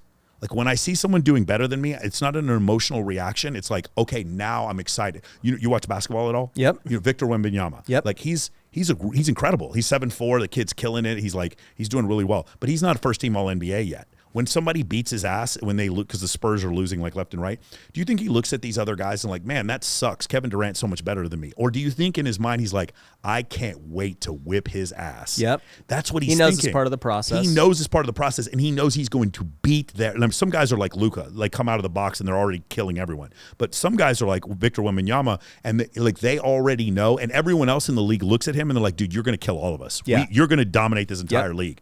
And so that's the type of situation. Whenever I see someone doing better than me, like I learned so much from watching Wes Watson and you and Brad Lee and watching Ryan Stewman and watching Dan Fleischman and watching Bilzerian. Like I learned so much from watching you guys, and all of you are doing fantastic. And at no point do I think, man, my life sucks. Like Wes Watson's on his like 4th Phantom now. Like damn, bro. And he's got a house in San Diego and he's got another one in Miami.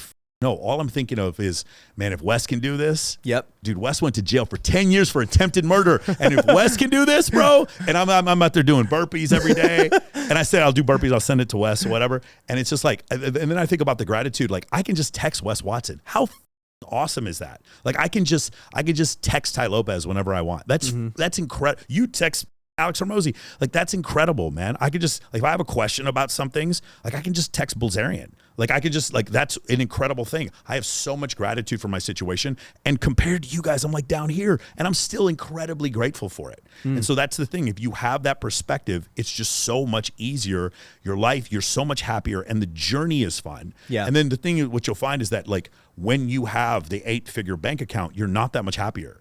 Yeah. You aren't. But that struggle on the way up was so much fun. Yeah. And so just appreciate that on the way up. Yeah, and I would say too, I mean, even for a guy like you, you're obviously already still killing it, right? So I mean, like to give context, your business, you guys are doing over $500,000 a month. And people would be like, well, yeah, dude. I mean, yeah, you're not these guys or that guy, but you're still killing it. I would love to be you, right? 18 months ago, we were doing $40,000 a month.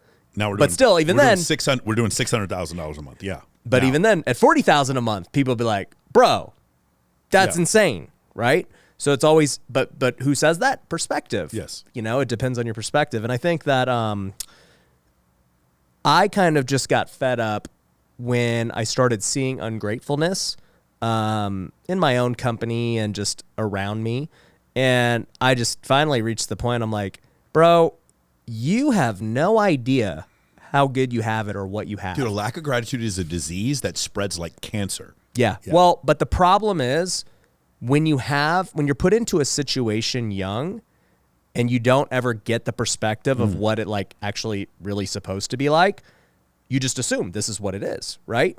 And you know, you have success young and whatever else, and that's usually those types of people are the ones that struggle because at some point they get punched in the face later on and then they got to figure out what they're really made of, right? And for me, I always use my baseball story because it's like, dude, I was making $1,200 a month for 8 years pursuing a dream. Have you ever done that? Have you ever been willing to go for a dream for $1,200 a month and then it didn't work? I mean, it gives you perspective on, hey, this is more than the money. This is about the dream. Yeah.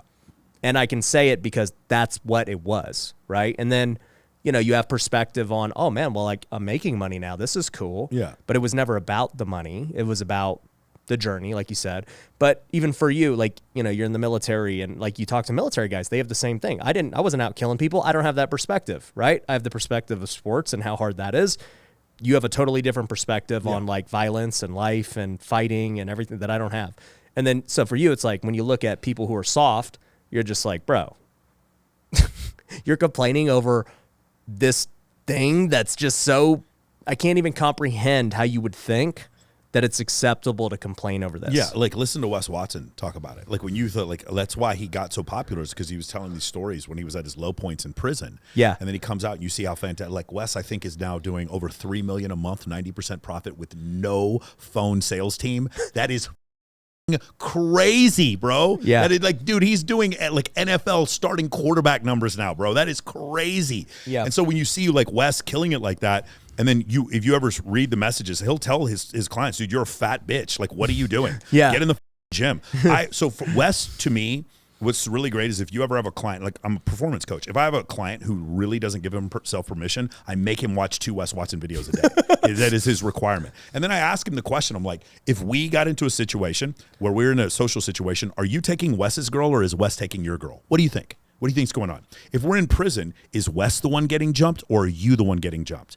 Ask yourself that question, because I got news for you. No matter how special you think of yourself, the world is constantly judging you on your physique, the way you talk, the way you handle yourself. No matter what you think, like you should see these studies where they interview people who mug, like muggers. And they'll go over different profiles, like would you mug this guy versus this guy? And the mugger will see the overweight guy with his knees locked out, walking like a duck, and he'll be like, I'm definitely mugging this guy for sure. He'll see the guy with the ball fade who like has a V-shaped torso and looks like he was in the military. He's like, there's no fucking way I'm mugging this guy, right? You're constantly being judged on it. It's not fair.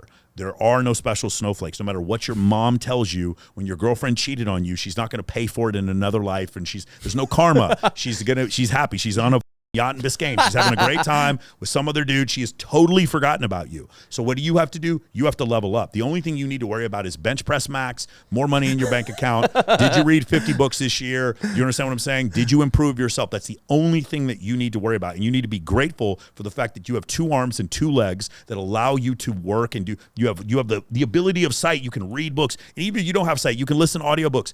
There's so much gratitude that you should have for the situation that you can put yourself in. And in doing so, man, you get to experience so much great life. Like, I am so happy when I talk to, like I said, my clients who are just starting out, and they're just like, hey, man, you know, I did this things you said, and now all of a sudden, like, I'm dating the girl of my dreams. And then they'll hit me up and be like, hey, Michael, what do you do when you throw an event and all of a sudden, like, hot girls are, like, grabbing you and trying to make out with you in public? And I'm like, and I stop them, I'm like, do you understand what you just asked me? Do you remember when you first came to this program and you're like, I can't meet anyone, and now you're asking me, what do you do when women try to make out with you in public? Yeah. Like, stop for a second before I give you this answer and consider how much your life has changed. He's like, yeah. And I'm like, and they're like the problems they have. I'm like, consider your problems 18 months ago, how much worse they were. Exactly. Right? It's like, no, it's like, Michael, I have a problem. Like, I have too many leads now in my company that come through and like want to do my program. Like, how do you manage your time? I'm like, stop for a second. You have too many leads, bro. Yeah. Think about what you're saying to yourself. These problems, these first world problems that we have. I don't know which car to drive today. Yeah, I don't exactly, bro. I just don't know. It's like, I try to put this girl in the friend zone, but she still wants to sleep with me. What do I do? I'm like, what are you talking about, bro? It's crazy. Yeah. That's one of the issues. But gratitude, man, it's such a winner. And the other thing is, ingratitude does not allow you to learn from other people, right? So if you don't have gratitude, if you can't humble yourself, then when you go talk to somebody else, you're like, there's nothing I can learn from them. Like, I can learn from anybody. There's lessons to be learned from any. It doesn't mean you have to adopt everything that they do, but that you can definitely learn from people, and you won't be able to do that if you have no gratitude. If you cannot humble yourself. Finding mentors was the single best piece of advice I ever learned from Tai Lopez. Finding mentors. And so that's what I do. And then becoming a mentor for someone else and teaching them the thing that you learned, then it codifies in your mind, and then you can teach it forever. You've got that piece of information forever. And that's what my course is. My course is 25 years of lessons that I've learned from all these incredible people I've met, businesses that I've started, and successes and failures that I've had in all these different ventures, including dating, where I've done pretty outrageously well. And those, even in those different areas, I take all these things and then I teach them to you so that you don't have to make the mistakes that I made. You should learn from mistakes, but you don't have to learn from your own mistakes. You can learn from other people's mistakes. Mm-hmm. And so that's what I've tried to do. My program is the program I wish someone would have given me 20 years ago. That's the best way to describe it.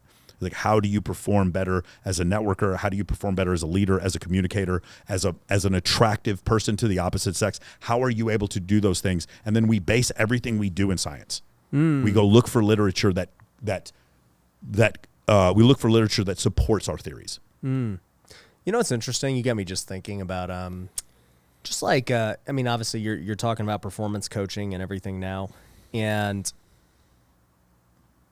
back in the day, right? Like, when I think about, I don't even know the best way to say it, but like this mindset coaching and everything, like whether it was Tony Robbins or Zig Ziglar or like kind of these guys of like, man, that used to be a thing that it seemed like that was all there was, right? Yes. Like, you know, you'd have that seminar and this and that, and like people would go to it. Like Zig Ziglar was not teaching Amazon FBA. You're right. Yeah. Like there weren't like actual tangible techniques. It was just the way you thought about yourself. Exactly. It was all mindset based. And then, you know, today, right, there's just this variety of mentors and coaches you could choose from. Yeah. It's like, hey, you know, obviously Tony's still around, but like Tony's not on social media, like doing. He's so rich. Yeah. He's so, you guys don't understand. He's so rich, bro. Yeah. He's like, so rich that he talks about you and now you're rich. That's how rich he is. Yep. He's so rich he lets you speak on his stage. Now you're rich. That is a level of abundance. I don't care what you think about Tony Robbins. I know several people that said that he's changed their life.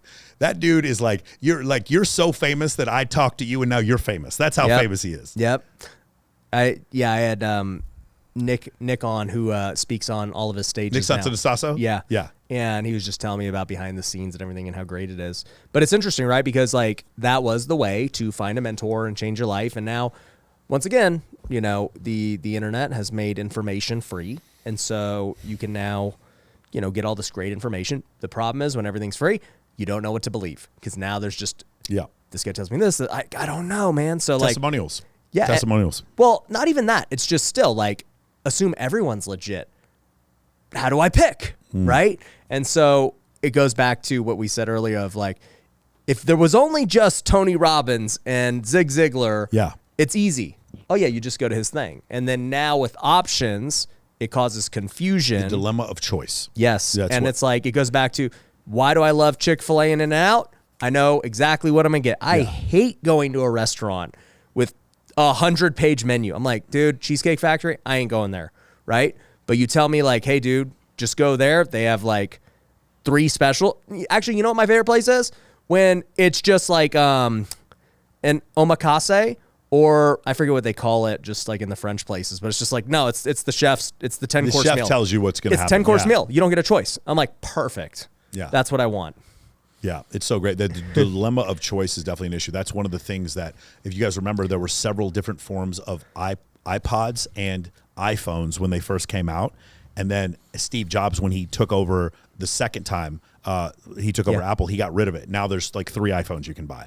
There used to be so many different types of MacBooks, and now there's 2. Remember, there used to be 3 screen sizes for MacBooks. Now there's only 2. It's like a 15 and a 17. Like, that's it.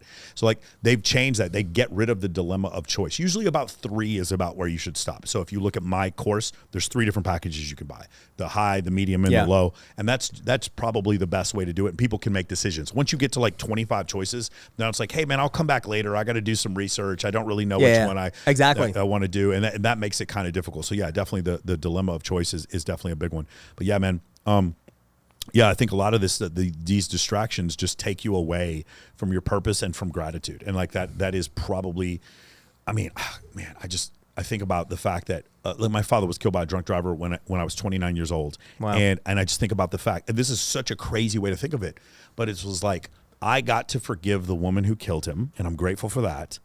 And I got my father till I was 29. Some people lose their dad when they're 8. Right. Some people never get to meet their dad. They never even had a dad. Yes.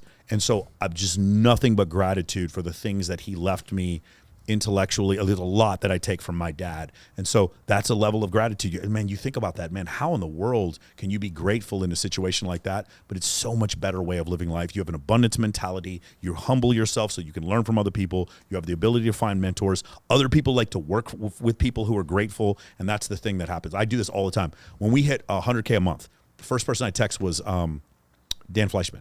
Dan and I have no financial arrangement whatsoever.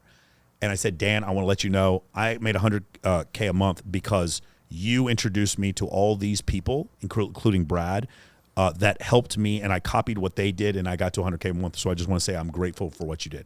I haven't taken his course. We have no financial affiliation whatsoever, but I absolutely credit Dan Fleischman for like a ton of the stuff that I did, and Dan was really appreciative of it. Yeah. And that's the thing I do. I try to do that as much as I can, is to attribute, this is something you learn in leadership studies, is to attribute as much credit as you can to other people. I'm the CEO of my company. I don't need any more credit. I get paid well. I don't need any more credit. You guys pay me really well. I don't need you to, you can keep the credit. I give as much credit as I can. We have this one guy, he's probably watching right now, Joe in Mosul, Iraq. He's the one who, he does a bunch of my cover photos for my YouTube. Yep. Do you know how many people hire some dude from Nigeria or Namibia or whatever, and they just don't even know what the dude's name is? Yeah. No, bro, I'm so grateful. This guy, we have another guy in Nigeria who's kicking ass for us. I have another guy who we just started working for us from Mexico, and I'm like so impressed with these people.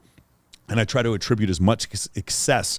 I try to attribute as much success and credit to these people as possible, and that makes people want to work with you. Yep. You know what I'm saying? Because you have gratitude for what it is that they brought into your life. So, well, I think too, just with the gratitude thing, it's like grateful people are grateful no matter the circumstance, right?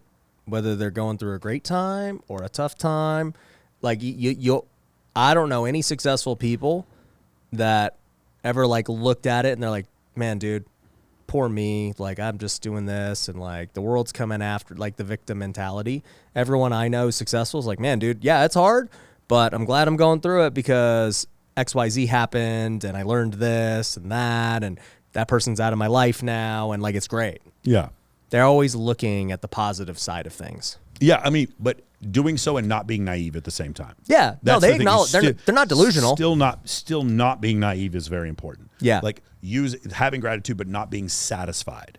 right? You're not satisfied, but you're motivated. Yeah. Because other people are doing well. That's also, you still have to be, I have friends of mine that like, I really like them as friends, but I'm not going to do business with them because I know better. It's like, oh, really? Like, the VIP host who's like trying to like get because he's friends with billionaires, he like actually thinks he's like one step away from being a billionaire. Yeah. It's like, no, bro, like your NFT scam, please save it for the next person. I'm not interested in investing. So you can still be, discerning and skeptical, but you can also still look for look for the best part of things. Man, I'm just so grateful for my life. Look, you and I, we get to talk on camera and make a living from it. We are not day laborers living in, like at a Walmart in San Antonio trying to get, work, laying 2x4s in concrete. We get to talk on camera that is so unbelievable. But even the day laborers, it's like, hey, think about it. Many of them are illegals. They came from Mexico. Yes. And they're grateful for the situation. Yeah, they're like, dude, this is great. This is way better than what I had. Yes. It is just a function of perspective. Yep. Yeah. That's like again, what's his face? Henry VIII, right? Richest man in the world, died of like gout, and it's just like things that could have been easily cured today ends up killing him. And then you think of like Stephen Hawking had motor neuron disorder. If he'd been born even 50 years prior, he'd be dead. He would have not been one of the greatest physicists of all time. But because he was born when he was born, he was able to get the medical care he needed to live a long life and to come up with incredible theories. So like that's another thing. I know one other thing I want to tell you. None of you have an excuse because you talked about Nick before. One of the things I do that actually just destroys my clients sometimes is when they start giving me excuses and I start showing them Nick Santonastasso. I'm like, dude, this dude is driving a Ferrari, dating a hot girl, and he's missing 2 legs and an arm. You need to politely and respectfully shut the up. Are you out of your mind? Bro, look at this. He was born with hand-heart syndrome, and he has nothing but gratitude. And we all look up to him for the incredible things he was able to do. Bro, you have no excuse. If you ever have a client who has a problem with gratitude, I show him Nick Santonastasso, and bro, like they're crying from guilt for feeling a lack of gratitude because they looked at how somebody was able to overcome something like that. You understand what I'm saying? Yeah. And then the other part that's even crazier is when people say, I don't have a cool story like Ryan Stewman and Wes Watson. I didn't go to jail. I'm like, they went to jail, and you see it as a flex, as like an advantage for them. Like how ungrateful are the fact that you didn't go to jail. I grew up in a good family. I grew up in a good family. I don't have a cool story like them. I'm like, what are you talking about, bro? It's just so nuts, man. It really is crazy. All right, rob a bank and we'll be good, bro. And that happens. So some of those people, again, Wolf of Wall Street. That's another thing. Oh, there's another thing I want to just talk about real quick, and that is like people giving themselves a lack of permission. You live in a country where a guy went to jail for 15 months for securities fraud. There's a movie made about him where he punches his wife in the stomach and kidnaps his own kid. But all we say is, I'm not leaving. We love the Wolf of Wall Street now. But when you think about it in a vacuum, his life should be over. He should be humiliated. But everyone's trying to get on his podcast, one of the biggest sales trainers in the world. We live in a country where a man a porn star while his wife was pregnant, and he got elected president of the United States. We live in a country where a man transitioned to become a woman, killed someone in a car accident while she was probably drunk, and afterwards ran over a second person, was named Woman of the Year 4 months later. Look it up if you don't believe me. We live in a country. Who's this, Caitlyn Jenner? Yes, Caitlyn Jenner did this. Don't even know. We live in a country. We live in a country where a dude allegedly stabbed his wife and another dude 56 times. O.J. Simpson, and now people are trying to do fantasy football videos with him, and women are trying to make TikToks with him left and right. Like, no one pays for anything anymore. There are no consequences. You saw that woman in the 75th district. I forgot what it was. She almost won political office.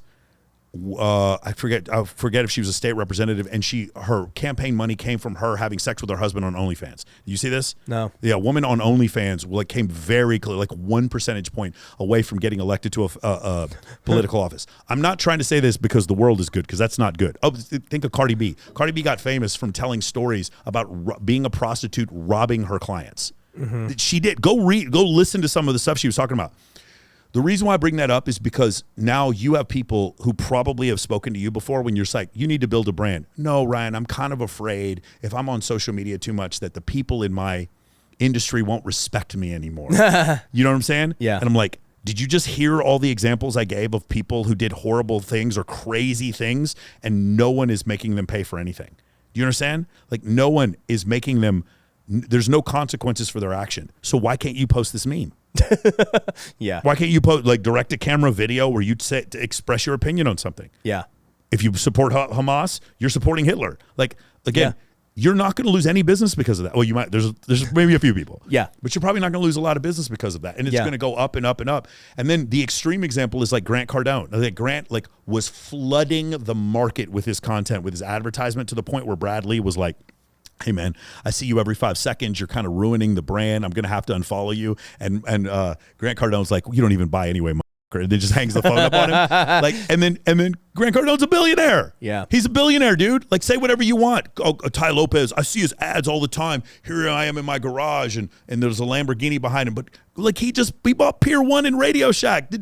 Ty Lopez has so much money. Like, you have to ask yourself, the question is like, you don't want to give yourself permission because you think that if you say the wrong thing, you're going to pay for it. And my point is, no one makes you pay for anything. The dude, what's his name? Mark Furman. You remember the officer in the O.J. Simpson trial? Well, forget him. Oliver North. He was a colonel in the U.S. Army who was in charge of the Iran-Contra affair. Basically, he was selling arms to the, I believe, the Sandinistas in Nicaragua or whatever. It was a huge scandal. And then he became a contributor for Fox News afterwards. Like, it doesn't matter what you do. Cares. If you're famous, nobody cares. Like, consider this. You probably know some venture capitalists, right? Mm-hmm. Who could get in front of big-time venture capitalists faster? You, me, or Logan Paul? Logan Paul. But Logan Paul's not in venture capital. Why would Logan Paul be able to get in front of VC people faster than us? He has attention. Because he has attention. Because status is status is status. That's the actual answer. Yeah. It was actually, I was with Dan Fleischman one time, and we were having a conversation, and I was concerned at the time because this huge controversy had come over Andrew Tate. Andrew had just been canceled on all these different platforms, and Andrew and I had planned to do an interview, and I still plan on interviewing him at some point in the future. Andrew and I would text back and forth, and I was like, hey man, I know that if I interview Andrew Tate, like my friends, like Emily Sears, maybe Abigail Rochford, like Lindsay Palis, they're going to be furious with me if I interview him. And Dan was like, no, you got to do it. You have to do it. Like, it doesn't matter. There's a conversation being had, or do you want to be a part of this conversation, or do you not want to be a part of the conversation? Yeah. And it's just one of these things where you just get over it. And then he told me, he was like, you just need to do the thing that gets you more attention, and then you can help more people that way. It was even Hormozy said that. Yeah, and my other part of this too is if like somebody is so mad that I just was with somebody, then like, I don't know that we're friends. Like, it just, for sure, it is what it is. The fresh and fit thing. I imagine with your like your audience that you would have got a lot of pushback. Well, I'm talking about like my personal friends right now. Yeah. So like anyone following me, whatever, like that, we're not, if I don't have a relationship with them, like, cool. I mean, they're free to do whatever they want. But like, if I was to say, hey, my personal friend is like so offended because I was just interviewing somebody, I don't know that they would be my friend anyway, like a real friend. A lot of times in my meetings, we ask, like, would Bradley do this? Would Bradley do this? Me and Brad get into heated arguments about stuff. I'm going on his show later, and we get into big-time arguments about stuff, and we're still friends afterwards. He took me to the Canelo fight recently, and it's just one of these things where, like, dude, let me tell you something right now. If 10 years from now, if I die and I'm where Brad Lee is right now, I'm gonna be a happy man. If I'm Brad Lee, bro, I'm happy. Wife loves me. A huge company. Everyone, like, he gets flying all over the country to speak at everyone. If I'm Brad Lee in 10 years, bro, I'm the happiest dude in the world. I would be so grateful to be him. And I still love my life, but I'm just saying, like, I see these people where they are, and I'm just like, I'm like, man, if I get even a portion of that, I'd be the happiest dude in the world. Yeah. You know what I'm saying? Yeah. And so that's what I strive for. Side note, for anyone wondering, Brad is actually, it's funny because I've got a lot of friends in the industry, and Brad's actually one of my top, I would say Brad's in my top 3 favorite people. And you're like, really? You guys are like very different. And there's a lot of reasons why he cracks me up and he's funny, but we've done a lot of things behind the scenes, like because he lives here too, so that helps. But like, you know, play golf. Like I was on the golf course and he was like, hey dude, you know, we're speaking at this event together in Dallas. You want to just get a private jet? He's like, I'm already like booking it and everything. Like, I might even let you sell a couple tickets on it. We'll like have a mastermind. I'm like, well, dude, I was going to fly Spirit there. So yeah, I think I'll go on the private jet too. And he's like, all right, sweet. And then boom, you know, we do the private jet there and back, him and I, and we had a blast with a bunch of people and stuff. And anytime I call him up, I'm like, hey, I'm having an event. I want you to speak. It's done.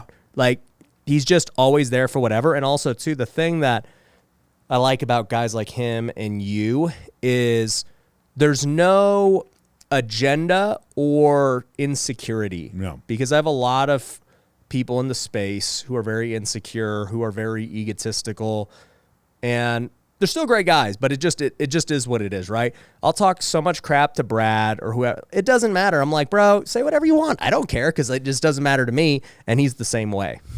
Yeah, it's great. Like an abundance mentality. That's Yeah. actually what he has. He has like, he's not worried. You would think about it. If you thought about this in a vacuum, like you, me, Stuman, Fleischman, Wes Watson, Brad Lee, even Justin Waller, aren't we competing? We're not though. Mm-hmm. We're not competing. Like I think we're actually creating an ecostructure full of like people who give guidance, who are actually who are giving worthwhile guidance. Yeah. You're getting your money's worth. And so we've created this ecostructure to where if somebody wants to buy stuff on real estate, they want to buy instruction on real estate, they should go talk to Ryan Pineda. They should do this. Look at the testimonials. Look at how much he's been able to accomplish. That's the thing that's just so great is I don't see any of it as insecurity. You know what I'm saying? I see it as motivation. No, 100%. Yeah. Well, bro, I appreciate you coming on the show, man. It's always good chatting it up. And guys, I'll link to Michael's program down below. Also link to the episode him and I did on his channel. And definitely check it out. And, man, I'm just I'm grateful to have a good conversation with you today before Thanksgiving, man. I believe it, man. I love it, man. I'm really happy to become on the show, man. This is really, really great. I love this studio the way you have everything set up. And I met your assistant. He's awesome. And this whole thing, man, of all those guys, I think you're probably the most organized out of all of them. I don't think that's hard to do knowing them. Yeah, you know what I'm saying? Like you actually have an office. I appreciate the compliment, yeah, but I don't know that it's that like impressive compared to them. Most of them don't even go to an office. Like, I'm smoking cigars in my Lamborghini. Yeah, I appreciate the compliment, though. Yeah. But anyways, guys, make sure you subscribe, and we'll catch you on the next one. Peace. A lot of people don't even really know what the War Room is. Not only is it the greatest network in the world, but it's also like a finishing school for a man to fully develop. You know, we talk about style, stocks, making money, your relationship with your girl. Most people believe